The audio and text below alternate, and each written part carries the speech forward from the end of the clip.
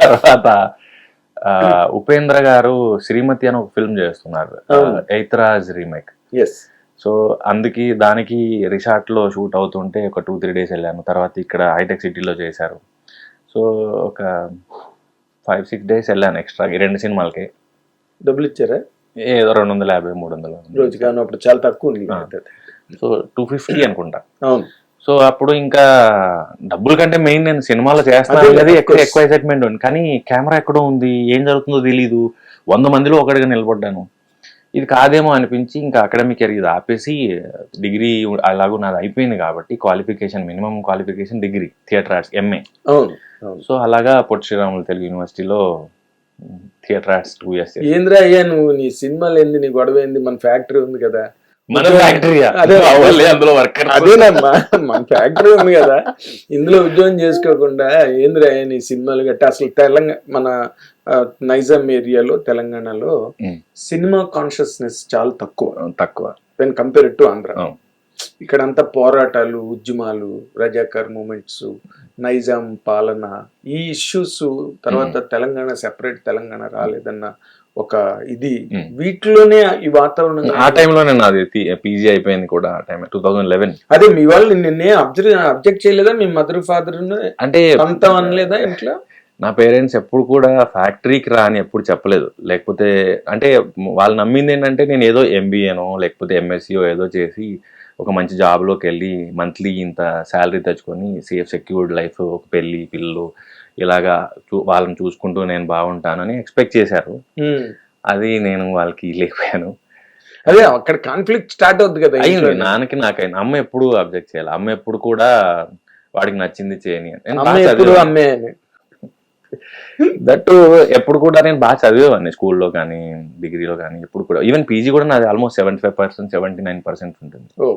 So దానివల్ల నా మీద ఒక నమ్మకం ఉండేది వాళ్ళకి. ఊళ్ళో టీచర్స్ చెప్పినప్పుడు, పక్కన నా ఫ్రెండ్స్ చెప్పినప్పుడు బాగా చదువుతాడు మీ వాడని చెప్పినప్పుడు తెలియకుండానే వాళ్ళకి నా మీద ఒక నమ్మకం, ధైర్యం. అంటే రాముడు మంచి బాలుడి ఇమేజ్. సో అందుకని ఈడేం చేసినా ఆలోచించి చేస్తున్నాడులే అన్నది అమ్మకున్న ధైర్యం. నానేమో ఒరే నువ్వు టైం వేస్ట్ చేసుకుంటున్నావేమో, పక్క పిల్లలందరూ సెటిల్ అయిపోయారు, ఉద్యోగం చేస్తున్నారు, ఎంతో కొంత సంపాదిస్తున్నారు, పెళ్లి చేసుకుంటున్నారు, నీ పరిస్థితి ఏంటి అన్నది కాన్ఫ్లిక్ట్ ఉండేది. దానికి కొంచెం రకరకాల ప్రయత్నాలు చేశాను. రేడియో జాకీ చేశాను రెయిన్బో FM లో. సో అక్కడ 800 rupees పర్ ఎపిసోడ్, అంటే 2 గంటల్లో వర్క్ ఉండింది. వీక్లీ వన్స్ వచ్చేది, నెలకు 4-5 వారాలు, అంటే 5 రోజులు వర్క్ ఉండేది, 5 సార్లు. దానివల్ల ఒక 3,500 నుంచి 4,000 అలాగా ఎన్ని స్లాట్స్ వస్తే అంత వచ్చేది. తర్వాత నేను యంగ్ ఆర్టిస్ట్ స్కాలర్షిప్ అని ఒకటి ఉంటుంది, మినిస్ట్రీ ఆఫ్ కల్చర్ ఢిల్లీది. నేను థియేటర్ ఆర్ట్సే చదివాను కాబట్టి ఒక కోర్స్ ఏదైనా నేర్చుకునేటప్పుడు ఒక యాక్టర్కి నెలకి 5,000 గ్రాంట్, అది స్కాలర్షిప్ లాగా వస్తుంది. నేను అది క్రాక్ చేసి 2 ఏళ్ల పాటు నెలకు 5,000 అది వచ్చేది. సో నా ఏజ్ అప్పుడు 23 ఏళ్ళు, 25 ఏళ్ళ లోపు ఉండి అది నేర్చుకునేదానికి అప్లికేషన్ పెట్టుకొని ఒక గురువుని సెలెక్ట్ చేసుకొని చేయాలి. నేను అది చిల్డ్రన్ థియేటర్ పెట్టుకొని అది చేసినప్పుడు నెలకు 5,000 లెక్కన అది వచ్చేది. రేడియో ఎక్కువ కాలం చేయలేదు, ఒక 5-6 నెలలు చేశాను. బట్ ఆ స్కాలర్షిప్ అన్నది నా ఖర్చులకి, అవసరాలకి, ఇంట్లో వాళ్ళకి కొంచెం పర్లేదులే, నేను మిమ్మల్ని అడగకపోయినా అదొకటి ఉండేది. అండ్ నాటకాలకి నేను ఛార్జ్ చేసేవాడిని. నేను స్టేజ్ ప్లేస్కి కూడా ఎంతో కొంత తీసుకునేవాడిని. అది 1,000 రూపాయలు అవ్వచ్చు, 500 అవ్వచ్చు, 1,500 అవ్వచ్చు. నెలకు 2-3 షో అవి చేసిన రేడియోనో ఇదో స్కాలర్షిప్ ఏదో అలా ట్రాక్ లోకి వెళ్ళావు. అంటే డబ్బింగ్ కూడా చెప్పేవాడిని. ఈ ATVలో చైనీస్ ఫిల్మ్స్, ఇంగ్లీష్ ఫిల్మ్స్ తెలుగులో వచ్చేవి. ఆడికి చిన్న చిన్న పదాలకి, చిన్న చిన్న లైన్స్కి, ఎక్స్ట్రాస్కి వాయిస్ ఇవ్వడానికి వెళ్ళేవాడిని. వాళ్ళు 500-800 అలా ఇచ్చేవాళ్ళు. సో అవి తీసుకెళ్ళి ఇంట్లో ఇవ్వడం, అలాగా కొంచెం పర్లేదులే నేను సర్వైవ్ అవుతాను మీరు నమ్మండి అనేలాగా వర్క్ చేసాం. అదే డబ్బులు తీసుకెళ్ళి ఇస్తుంటే కొడుకు ప్రయోజకుడు అయిపోయాడు ఉంటుంది. ఎక్కువ కాకపోయినా ఏడ్చేవాడికి ఖర్చు ఇచ్చినట్టు. అదే ఏదో అసలు ముందు నువ్వైతే వేస్ట్ కాదు, డూయింగ్ సంథింగ్, పర్వాలేదు అన్న ఒక ధైర్యం. డబ్బే కదా ధైర్యం ఇచ్చేది. అందుకే నీకు ఎప్పుడు గుండె వైపు ఉంటుంది, డబ్బులు ఉంటే గుండె ధైర్యం ఉంటుంది. అట్లాగా వెరీ గుడ్. అక్కడి నుంచి సినిమా అన్నది అసలు మేజర్ ప్లాట్ఫామ్ రావడానికి కారణం కదా. I'm sorry, how did it happen? So అప్పటికి నేను ఇది రేడియో జాకీ చేస్తున్నాను తెలీదు, సినిమా నాకు ఆఫీస్ ఎక్కడ ఉంటుందో తెలీదు అసలు. నేను ఇంకా ఎంత అమాయకంగా ఉండేదంటే, డిగ్రీ చదువుతున్న రోజుల్లో సినిమాలు అంటే ఆడిషన్, ఆఫీస్ ఇదంతా తెలియదు. ఏదో ఎంట్రన్స్ ఎగ్జామ్ ఉంటుంది అనుకునేవాడిని నేను. మొదటి దర్శకుడు ఎవరు, మొదటి నటుడు ఎవరు, మొదటి సినిమా ఎప్పుడు, ఇది ఎగ్జామ్ పెడతారేమో అనుకునేవాడిని నేను. తర్వాత రియలైజ్ అయ్యా ఇదంతా కాదు, ఆడిషన్లు ఉంటాయి, ఆఫీసులు ఉంటాయి, ఇలాగా డైలాగ్ చెప్పాలి. సో దానికి నాకు థియేటర్ ఆర్ట్స్ అన్నది హెల్ప్ అయింది కదా మరి. సో అక్కడి నుంచి డబ్బింగ్ చిన్న చిన్న వర్క్స్ వచ్చాయి, రేడియో చేస్తున్నాను. కానీ సినిమాకి తెలియదు, అప్పటికి నాకు ఆఫీసులు ఏంటో తెలియదు. మా సీనియర్స్ అక్కడో ఇక్కడ యాక్ట్ చేస్తుండేవాళ్ళు. విరోధిలో కొంతమంది యాక్ట్ చేశారు. తర్వాత మా సీనియర్ అన్న సారాయి వీర్రాజుకు వర్క్ చేస్తున్నారు.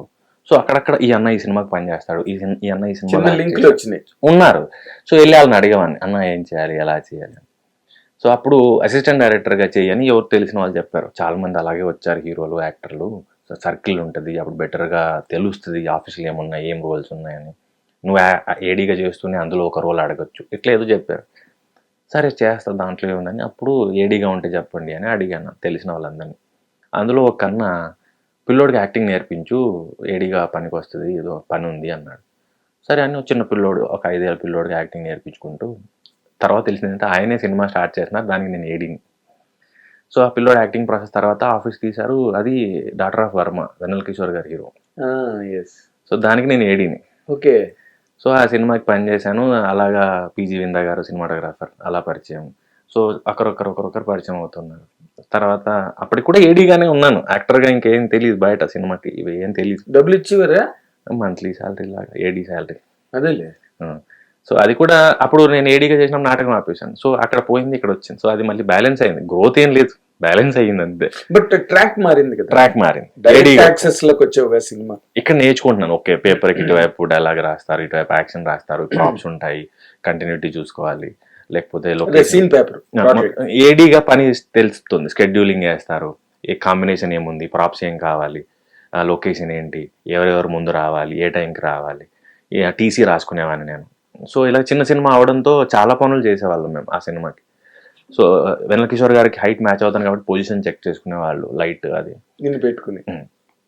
సో ఇలాగ పని అర్థమవుతూ. నీకు ఇప్పుడు అనిపించలేదా వెన్నెల కిషోర్ కన్నా మనమే బెటర్ కదా అని పొజిషనింగ్ తీసుకుంటారేంటి?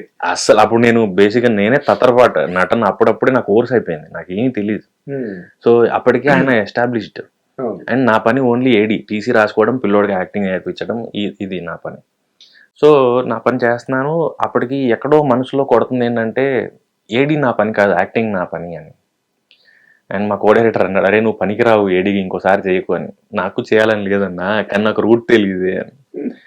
సో అలా మళ్ళీ అక్కడికి అయిపోయింది.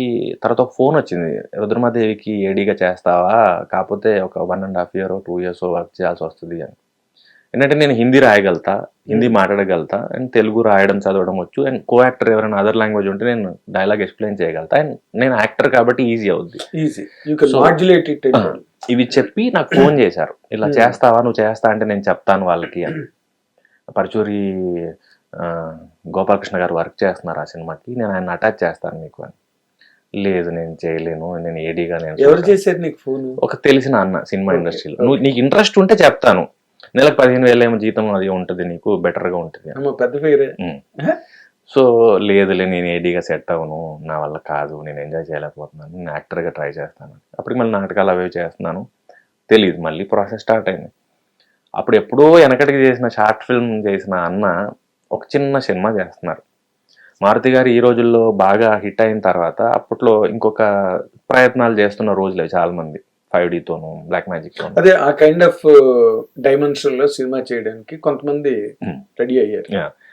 హిట్ టీవీ యాప్, ఇందులో short news, live news, entertainment shows, movies, digital magazines తో పాటు మీ జిల్లా వార్తలను కూడా ఫ్రీగా చూడొచ్చు.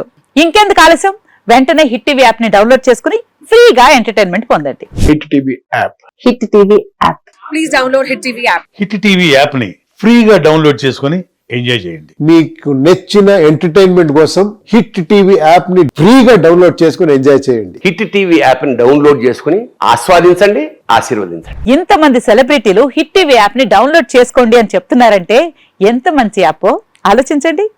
అమెరికా అమెరికా అమెరికా అమెరికాలో చదవాలనుకునే వాళ్ళకి విశ్వసనీయమైన పేరు మన శౌర్య కన్సల్టెన్సీ.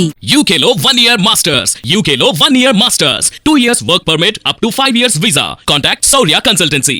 Contact 89851 89851.